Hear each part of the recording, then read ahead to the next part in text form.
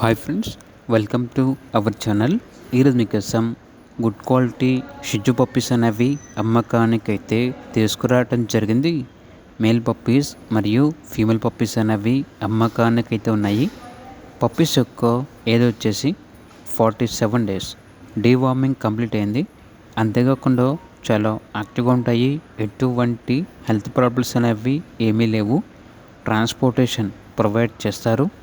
ఆ ట్రాన్స్పోర్టేషన్కి extra charge అవుతుంది. Puppies ఉన్న లొకేషన్ వచ్చేసి హైదరాబాద్.